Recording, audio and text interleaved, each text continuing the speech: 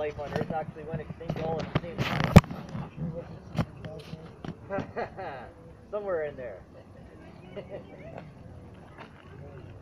So the dinosaurs are long gone, but we still do have a lot of reptiles. Today we say that there are 4 major types of reptiles, so 4 main groups of reptiles. So we've got 3 of those groups out for you here today. The 4th one we do have inside the vivarium, so if you're interested in seeing them, head on in there. But 3 of them we've got out here right now, so we'll go through what those 4 groups are. First of all, we have the ones that have 4 legs and a long tail. Almost all species of this have 4 legs and a long tail. They can... How about this? We'll get you guys to help me figure out what they are. So if you guys know what kind of reptile I'm talking about, go ahead and shout it out for me, okay? First one's a lizard. You got it already. Good. So lizards are things like iguanas, geckos, skinks, monitors, bearded dragons, chameleons, lots of different kinds of lizards, about 5,000 that we know about, lots that we've never seen before. So we're nowhere near knowing how many types of lizards are on the planet. Many, many, many. We do have a lizard out for you guys today. That's Chelsea's job today, to make sure he stays safe out here. Okay, take a picture. Alright, so reptile type number 2, this is another type of lizard actually, but they're so different from the rest of the lizards that we don't call them lizards anymore, we call them something else. These ones, instead of having a short body and a long tail like most lizards do, these ones have a very long body and a very short tail. And they never have any arms and legs. Snakes, good, alright, so snakes are indeed a type of lizard. If you look at a lizard family tree, you'll see that snakes evolved directly from a type of lizard a long time ago. Probably a burrowing lizard, which is why they lost their arms and legs. When you're a burrowing animal, having long arms and legs is not what you want. So in the case of the snakes, they got rid of them entirely, which is pretty neat. There's about almost 3,000 types of snakes in the world right now that we know about. Again, we don't know how many are really there. But we've discovered about 2,900 different types. Of those, about 25% are venomous. Those are the very dangerous ones, of course, that we don't want to mess with at all. They can be, well, one bite in some cases can be fatal, so stay away from those ones. The other 75% are non-venomous, and most of those are constrictors. So a constrictor, what it does to kill its prey is bite it, hold on, and wrap around and squeeze. It is the squeezing that gives the name the constrictor. Constriction means to squeeze something.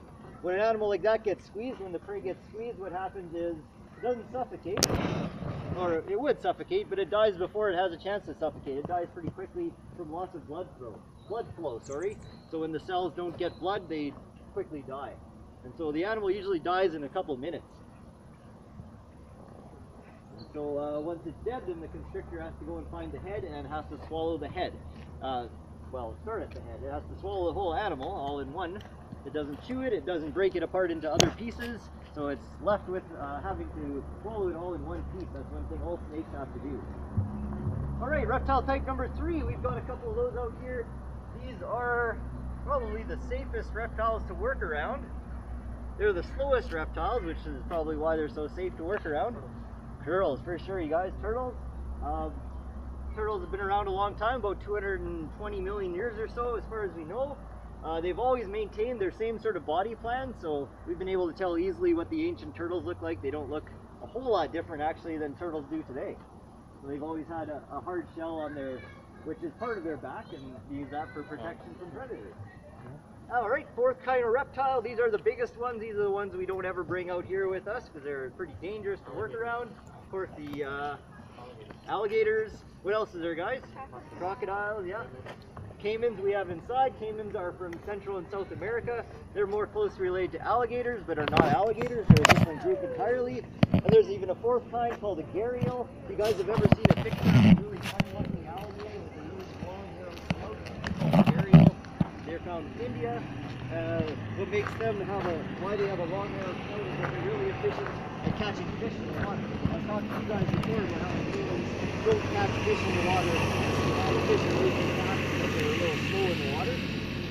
But these gharials, with the long, narrow snout, they can whip that snout through the water really quickly and grab fish. So those are the very good fishermen out of all the crocodilians. Alright. So, those are the 4 kinds of reptiles that are around today still. The crocodilians, the turtles, the lizards, and the snakes.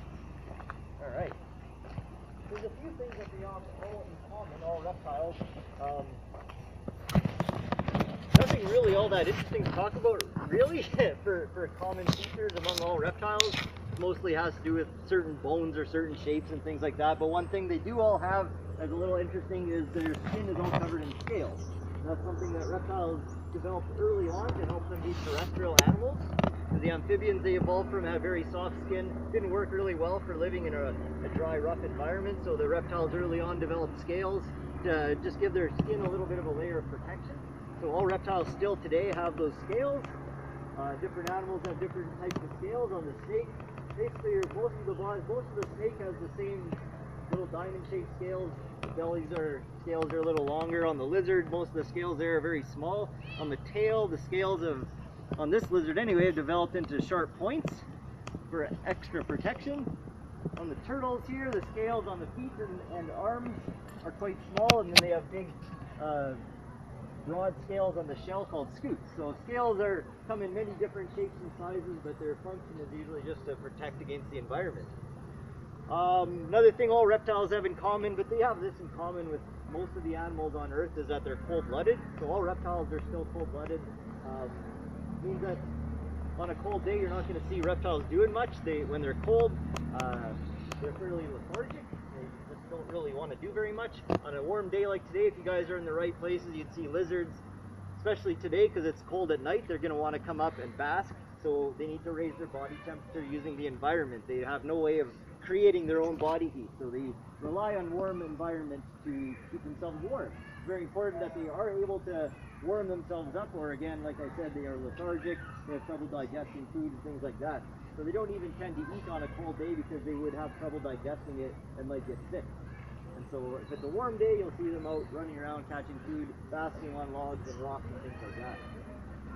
Alright guys, so we do have 3 different animals out for you today. I'm going to start just by telling you about Keela here. And Keela is our male Uromastix. Uromastix, you can also call it a Saharan spiny-tailed lizard. I prefer Uromastix because there are many, many types of spiny-tailed lizards, so it's a little confusing. There's only one kind of Uromastix. There's a few different species of them, but they all kind of look the same. They're very brightly colored animals. Keela is very bright yellow. Do you want to show them the belly? The belly is especially bright. Very vivid, bright colors on the belly. Beautiful animal. They also come in orange and purple, and all sorts of designer colors. Uromastix are from the Sahara Desert in Africa, so they like a hot, hot environment. Even today is not as hot as they like it. They are seen basking in up to 50 degrees Celsius weather. So while most animals are underground at that point in the day, the Uromastix are up enjoying the sun. Okay, so their diet is fairly simple. They eat all plants. They're plant eaters. They're herbivores. There's not a lot of different food to choose from in the desert where they're from, so they eat a lot of leafy greens, some grass, flowers when they're available, that kind of thing. All right, they do have one of their common names is the spiny-tailed lizard, like I said, and they do have a big spiny tail. Looks quite dangerous. However, it's more of a bluff, that tail. They don't really use it as a weapon. It's more of a defense. If you were a predator that ate lizards, you might look at that tail and think, there's no way I'm even going to try eating that animal. It's got that nasty looking tail. I'm just going to leave it alone. So that works out pretty well for it. It helps save it from predators even trying to eat it. Another way they use their tail is that they're very good burrowers. The Uromastix, when it's out basking in the sun, knows where its burrow is, and it can quickly retreat to its burrow with any sense of danger. They will cover up that burrow with their tail. Essentially, basically, nothing's going to be able to get through that tail to get at the animal inside the burrow. Okay, that's a little bit about Keela. Up here in the tree, we've got Vladimir. Vladimir is obviously a snake. There she is, hey Vladimir. So Vladimir is a female carpet python. A carpet python is a python found in around Australia and Indonesia, those parts. They're a long, slender snake. Vladimir is about 8.5 feet long. Not much girth though, because they are mostly arboreal snakes. Arboreal means they live in the trees. That's where you usually find Vladimir, up in the trees, and similar snakes are always found up in the trees. What can I tell you about Vladimir?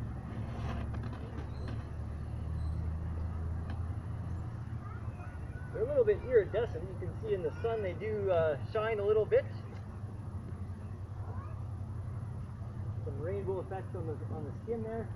So being a tree snake, they do eat a lot of birds and small mammals and whatever they happen to be able to find in the trees. I was telling you guys before that when a snake eats, it has to be able to swallow its food whole. It has no way to break it down into smaller pieces, so it does have to be pretty selective about what it attacks and tries to kill.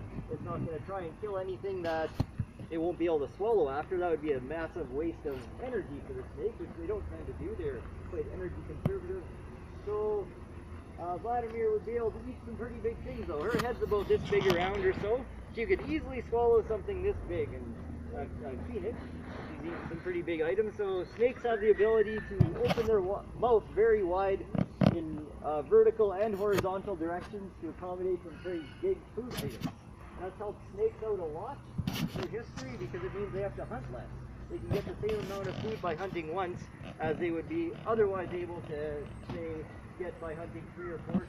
They're not always successful when they hunt, and so being able to eat these bigger animals means they have to hunt less, and that works out very well for them. Alright, and last but not least, we've got a couple spur-thighed tortoises for you guys. So I'd like to introduce you to Ajax and Althea. They are spur-thighed tortoises or Greek tortoises from southern Europe and northern Africa. Just like Gila, they have a fairly hot and dry environment, so not quite as severe and extreme as what Gila likes. But it is fairly hot and dry, and so their diet's fairly similar to Gila's. A lot of leafy greens, grass, and flowers. Those 3 things could make up the majority of their diet. Alright, so these are actually tortoises. Does anyone know what the difference between a tortoise and a turtle is? I'm sorry? Tortoises can't swim. Bingo. Yeah, you got it. Tortoises can't swim. The majority of other turtles, not all of them, but a lot of them can swim, but no tortoise can swim. So tortoises are made for living on land. They have the thickest shell and heaviest shell of any turtle, and that gives them a lot of protection on land, but doesn't permit them to swim and slows down their movements quite a bit. However, they don't need to be able to move fast because all they need to do is bring their head and arms back into their shell, and they are very well protected. A lot of tortoises have very few natural predators.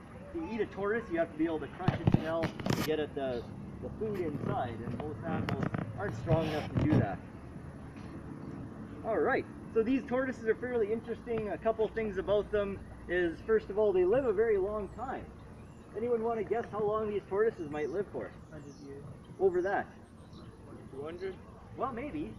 It's not really known how long they live for because that kind of study is hard to do. You can imagine if you're a scientist studying animals that might live 200 years, okay, you get them when they're babies, you write down when they were born. Now what? Wait 100 years? Wait 200 years? It's hard to study, so those studies aren't done very often. There was one of these tortoises that was well documented. Someone wrote down when it was born and it got passed on, and the documentation continued until it died, and it was 165 when it died. So that's one example we have of how old they can get. That's really the only one we have.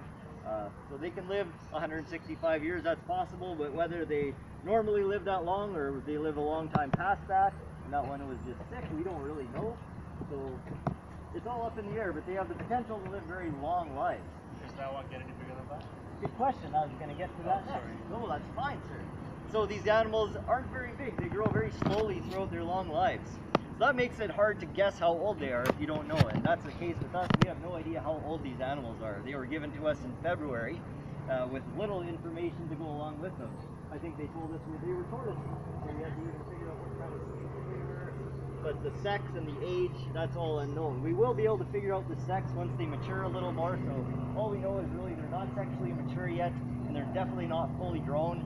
But since they grow so slowly, that gives us a large range of possible ages that they could be. So really, I'm not even going to guess at how old they are.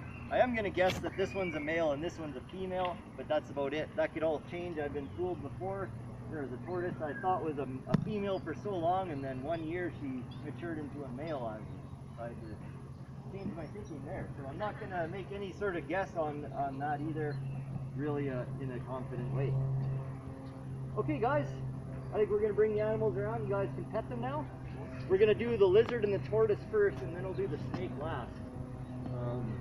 So guys, for petting the lizard, it's pretty safe, but for any lizard you want to pet it on the back. never the head and never the tail. Anyone know why you shouldn't pet a lizard on the tail? Besides that, this tail's really spiny. It's actually not sharp, but that doesn't have anything to do with it. It's because, what do you think?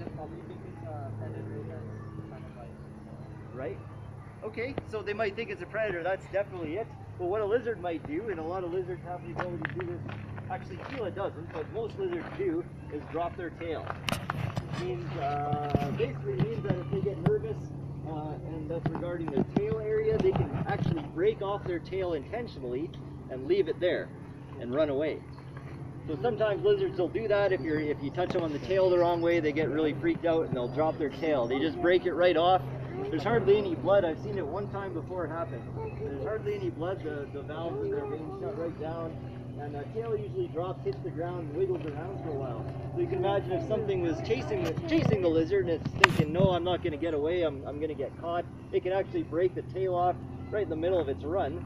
The tail will drop, hit the ground, and wiggle around. So whoever's chasing the animal is going to stop and eat the tail. That's an easy meal. There's lots of meat stored in the tail of a lizard, so it's not a bad meal.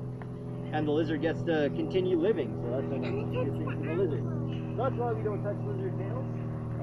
So anywhere along the back is good for Gila. For the tortoises, we're going to pretty much stick to the back as well, the top of the shell.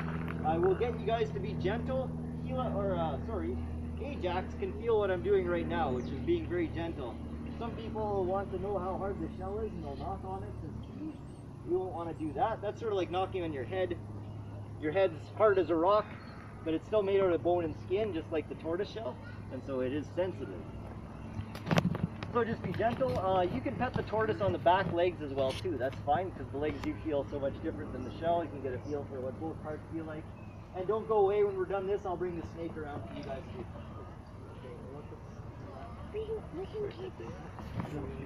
Step on that back. You see the back spine right there? Perfect.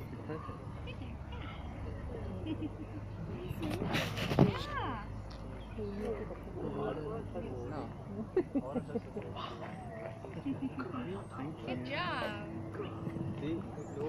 Look at him, so cute. Do it. So cute. Huh? Do it. Sing it? You can do it, Lorenzo. Do it. No. You think it's slimy, but it's not. It's just like leathery almost. See? Huh. Yeah, not that It's bad. like a. You could make something out of this. I wouldn't, but.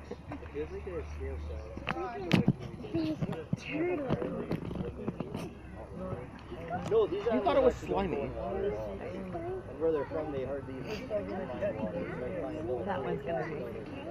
Dorian, you think that one's gonna be slimy? Very land animals. They're very. I don't think it's gonna be slimy. It's just gonna feel like that. Oh, yeah.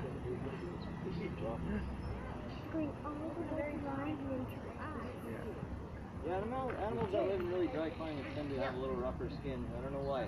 Still don't know why. But it's what it seems. Yeah, they do. Not in the same way as a lizard or a snake. Yeah, it looks like. Does it? Oh, yeah. It would eat that, but that would not be something it should have. Most animals will eat fruits because they're so sugary, and the animals are just kind of predisposed to like that kind of thing, but it doesn't mean it's good for them. So if I was going to give this thing any fruit at all, it would be like a really low sugar fruit like tomato or bell pepper or something like that. It would be really infrequently cooked. Do it. So did you enjoy it? These kind of animals have a really long digestive tract, and that's good for digesting grass and weeds and things like that. When you add sugar into the mix in a long digestive tract, it tends to really cause digestion to not work so well. And sugar. Yeah, we do have a snapping turtle. It's in with the caiman. So yeah, you can go in there anytime you want. It's wide open, yeah.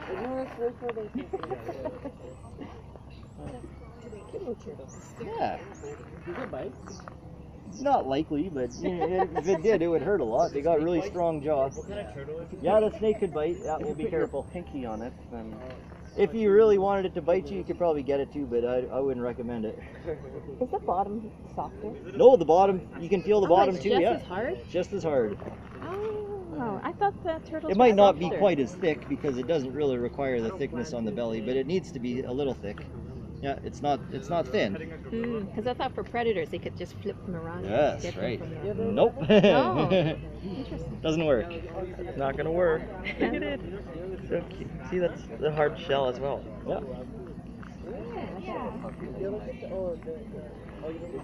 Hey guys. Heroes in a half shell. Yeah, that half shell thing, that's not right, is it? They weren't thinking when they wrote the song, I guess. They made pies for those, by the way. Teenage Mutant Ninja Turtle pies. Fresh from the sewer. If those were actual pies, they're not appetizing at all. All turtles What's that? have Raspberry the pie? exact same Yep. number of scales around here. Like even the 13. turtle pie. Anyone that has Pie. scales on its shell. So there's a few that don't. Actual names. The leatherback sea turtle doesn't, but anyone that does has the same arrangement. Always 13. 1, 2, 3, 4, 5, 6, 7, 8, 9, 10, 11, 12, 13 every time. Wow. Yeah. The hive minds are cool. The what? I had a bad experience with these.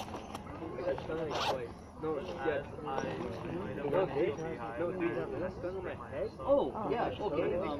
So the scales of the reptile, or the outer layer of skin, the scales are No thanks. but the outer layer of skin is the same material. And you're getting a tree. A bee came right at my head. It does feel like that if you feel it. I can't feel the fingernail, and the texture. Can I take a picture of the reptile? Make it your wallpaper. Oh, okay. Where to eat our lunch? Yeah, you could.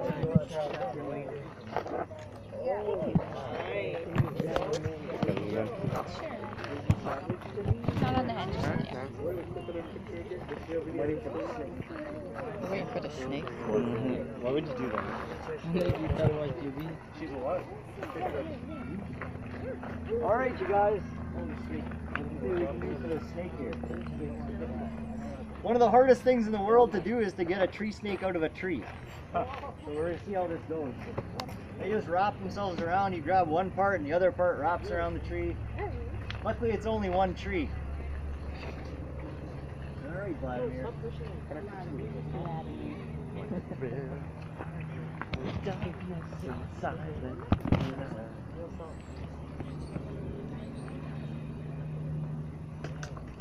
Has anyone been bitten before? No, Not during this show, no. At least not when I've done it. Oh. No, I wouldn't. I don't trust Vladimir that much. He's been pretty good since he's been here, but you put your hand in the wrong place. Come on, sweetie. You're really liking this tree, aren't you? This might be a bit of an inappropriate question, but Fine, go ahead. where's its penis? Okay, that's a very good question. I can show you. Vladimir's a female, so Oh. it's non-existent, but I can show you where it would be. Vladimir. I thought it was a boy's name. Yeah. It's a boy's name, I know. Does it have one? Or would it have one? What? Like a penis? Oh, God. in a snake they're called hemipenes, which means that it has actually two. Oh. And one, I'll show you a little bit when I get over there. You really want to see it, right? Yeah. It's sort of got two, and it can choose which one it wants to use depending on how it lines up with the female. Okay. Oh, that's so cool. Yeah. Can it do both at once? Can you use both at once? Probably not. Oh my, look at that.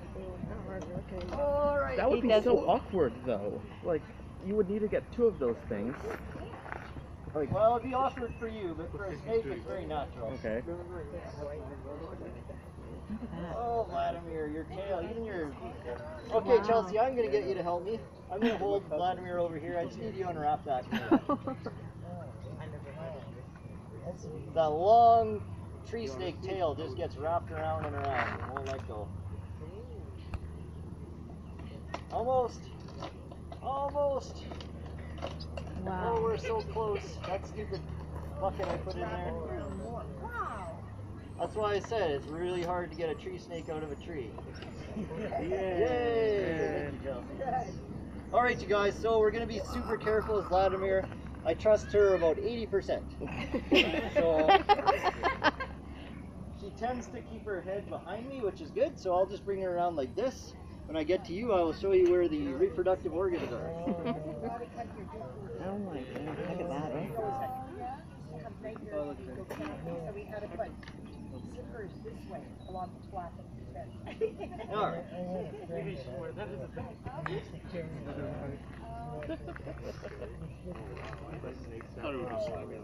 See, she's even wrapping her tail around the fence here. You won't find anything. She just likes to hold on to things. If you're a tree snake, holding on to things is pretty important so you don't fall. Okay, let me just feel It's not All right, slimy buddy. at all. So, on the opposite end of my thumb, there's a little flap. You can see it. That's the bum. Oh. So, on this side, on the tail side, is where the reproductive organs are housed, right in here. You can't even see it. You can't see them, no. No, They're they're- inside. They're inside. They get averted when they need to use them. Oh, okay. So a male would have a pretty good sized lump here, whereas a female doesn't. Female is a small lump. So it's like hidden. Yeah, they're concealed. Yeah, they pull them out when you need them. It's cool. Do you feel how Where you guys it going? You're is fine. soft, but The head's way over. Well, the head's kind of close to me, so, but I think she'll be fine.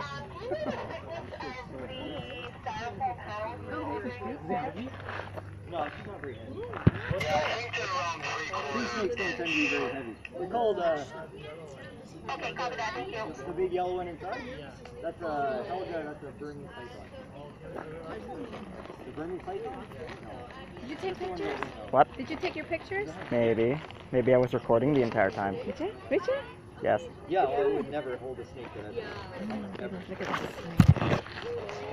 No, it's not a venomous snake. Remember guys, only about 25% of snake species are venomous. So can we head back? So we can head outside? What's his name? Vladimir. So it's not aggressive, but I wouldn't call her aggressive.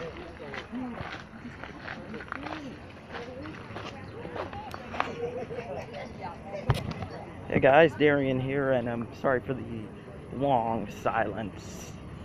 I wanted you guys to hear the presentation, but I wasn't expecting it to be over so soon. Something just got into my shoe. Alright. But right now I'm gonna head over to the concession area for lunch. So I think I'll do a few more. Actually, what time is it? 11:30. I'm leaving at 1:30, so I think I'll do a few more vlogs before I leave. Other than that, yeah, that's about it for this one.